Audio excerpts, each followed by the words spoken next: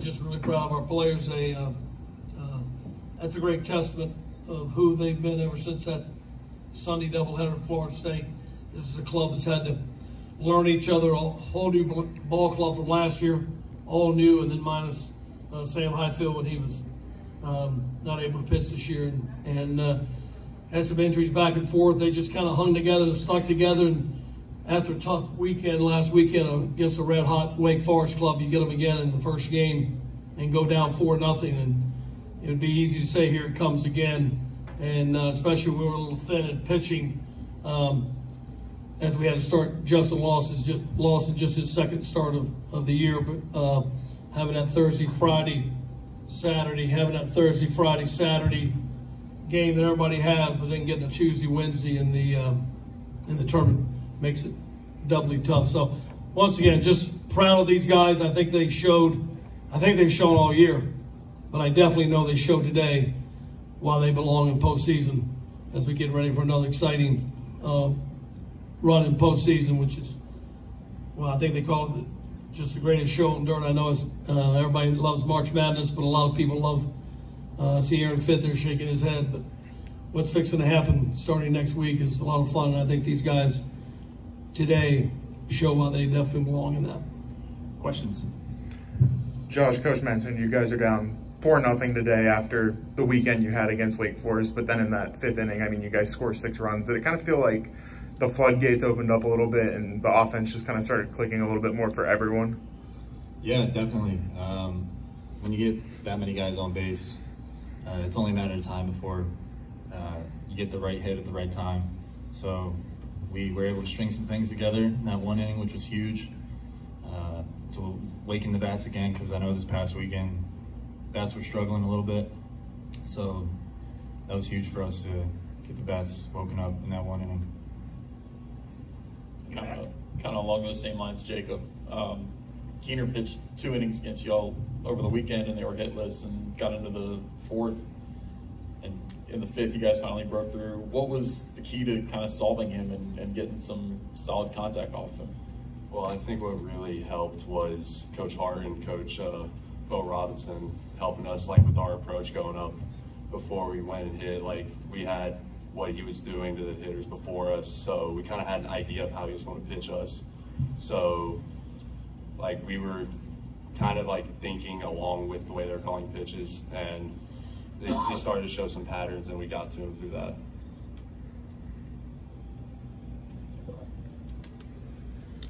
Yeah, Jacob, you had that double that scored the 2 runs, and I know it was kind of a struggle for you to get to second base there, dealing with whatever you're dealing with, but you know, to grind that out and to have that big at bat there in that moment, just what's that kind of feeling like for you as you really started to hit the ball, you know, more consistently over the last 3 or 4 weeks of the season?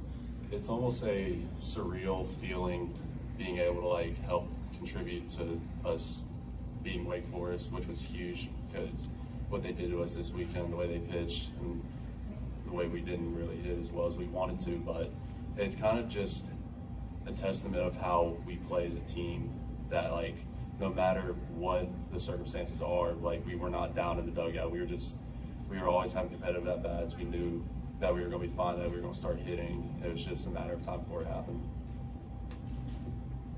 We've got a question on Zoom from David Thompson. Go ahead, David. Hey, Elliott. I'm curious, going into this game, was there a sense that you guys had already made the NCAA tournament, or did you really feel like you needed to win this to secure that? I think we've already, you know, solidified ourselves in the NCAA tournament, but you never know. So any win would be big for that. And but yeah, I thought we had. But it's more than that. It's more than when you go to the NCAA tournament, you'll be playing good. Like I said, Wake Forest is really a good baseball team right now. They're really hot. They came in raw last weekend and were really, really good in every aspect, and they showed how good they are again today. So even though I thought we were in, but any win you can get, but you want to be playing good too, and obviously you like to win a championship. So you got a game against Miami tomorrow night, and if you get that, then you move on. And we've played in a lot of ACC championships since I've been here, but we've never won one, and I know that's a goal of the players, and so we got a big task tomorrow night, but one behind us and one more to get to tomorrow night. But yes, I definitely think we have done enough to be in the NCAA tournament. Coach, you mentioned Justin Lawson, but he hasn't been a guy that's started many games, comes in and gets into trouble right away, but then gets that huge double play ball and is able to go, 4.2 innings. Just how big was he kind of stepping up today, not in that normal role for him? Yeah, well, he did it last week. He hadn't started all year. And we had a big game last Tuesday against UNC Greensboro who could really hit it. They're one of the best hitting teams around. And that was a game that a lot of people were shedding that Tuesday game, and we chose to play it. And could only hurt you, RPI-wise. But so that morning at breakfast, I asked Justin if he wanted the ball. He hadn't started all year. And I said, we need this one. And he went out there and did such a great job. I asked him the same thing about an hour and a half before this game started. He didn't even know. Because Logan Whitaker and Matt Willis both told me they could pitch. But when you get that Tuesday, Wednesday game in this tournament, after Thursday, Friday, Saturday, that's not a great gift. And I don't know who's responsible for that. Maybe Justin, maybe he had something to do with that. But I don't know. That's not something you look forward to in this tournament. And as much as Logan Whitaker and Matt Willison said they were ready to go, I just felt like we couldn't do that. And I asked Justin Lawson if he'd take the ball an hour and a half before the game started, and his eyes lit up. He's just a competitor. He's tough-minded, and he's going to go after you. And if you beat him, fine. If he beats you, fine. But he's just going to give you his best shot. Aaron. Coach, Jacob talked about the offense, or I guess Josh talked about the offense kind of waking up in the middle innings today. I mean, coming off a rough weekend with the bats, I mean, what do you do to kind of reset, to jumpstart these guys like they did today? Well, it's like Jacob said. Coach Hart and Coach Robinson do such a tremendous job, along with Brett Austin. And they do a great job with these guys. And three great hitters in their own right. Bo Robinson playing 9 years of professional baseball. Coach Hart with a great career at Florida State, and Brett Austin, you know what he did at NC State because it wasn't too long ago. I thought he was one of the people that led us to the World Series in 2013. And so they talk to these guys all the time. They've done a great job with the hitters, but the hitters, they work too. They put their time in, they work, they listen, and they've gotten better. And but this game will beat you up, we know that. And it's a lot about confidence. This game will beat you up, and last weekend their pitchers did that. They were unbelievable. The guy, Louder, he's unbelievable. He's a real deal. I talked to Greg Olson, who was a pretty good pitcher in his day at Auburn and in the big leagues forever, one of the best breaking balls ever. And Greg told me he'd seen two pitchers in the country all year that were above everybody else, and he said Louder was one of them. So he set the tone last weekend, and McGraw, Teddy was unbelievable on Saturday, and the lefty threw good. He actually developed a new pitch over the week, a cutter, and did a great job. But I'd like to talk about, you talk about hitting. First of all, Jacob Cozart, he's grown so many players. Peyton Green, Tommy White, Jacob Cozart, Will Marcy, a lot of rookies, Carson Kelly, have grown this year.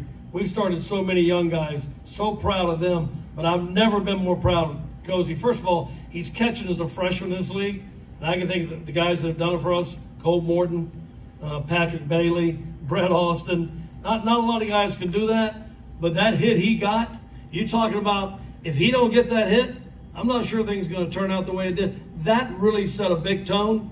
Reminded me of Kirk Gibson. He probably don't even know who Kirk Gibson is, but the way he hit that ball down the line and the way he limped to second, it was a Kirk Gibson moment, and I think that kind of charged the new energy into our ball club, and just so proud of him and proud of all these guys.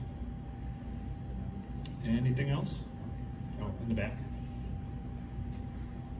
This is for Coach.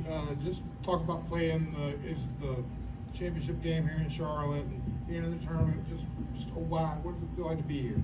Oh, this is a wonderful place. I mean, you know, we have two wonderful venues that host this great tournament and this great league, and it's, you know, the Durham Bulls, and then it's the Charlotte Knights. And you just get treated so well here. I mean, everybody is so professional.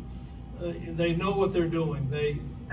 For the moment you step off the bus to everything you do, you can tell they've done it a few times before, and they're here to make your place better. They're here to make everything comfortable for you so you can just play the game. and obviously Charlotte's a great city, great hotels, kind of the center of our league a little bit, and so I think it's just, and you can't get other than the place in Pittsburgh was a PNC where the Pirates play. This place reminds me of that with that view you get in center field. Just two tremendous ballparks, and yeah, we're happy to be here. We'll get one more in the back. Elliott, after last summer and the way things went, is there any feeling like this is our time? We came back from 4-0. We can start a run and make some magic happen that is going to be special. Yeah, you know, I just once again, I'm just so proud of how these guys have grown together and stuck together. It's not an easy thing to do. It's an easy thing to talk about, but it's not an easy thing to accomplish. But we had so many new players. You talked about Devontae Brown, JT Jarrett, who started last year, but Sam Highfield, who hasn't been able to pitch this year, and Matt Willison and Chris Villeman and Kanan Silver, who was back from injury, and then David Harrison was back from injury. But everybody else is brand new. This guy hadn't played for 2 years. He was up in the Ivy League, and you know, had COVID, and then I think the Ivy League decided to COVID it again or something, and so he didn't play for 2 years. And Don Palali dealing with a transfer and a torn ACL, and Gino Groover, and how these guys have come together with so many new guys and so many rookies. There is momentum, and it's just going to be fun to get in the postseason and see what this club can do. But I think they've grown up all year. They took another jump in growing up today. This is good for them. Gentlemen, thank you.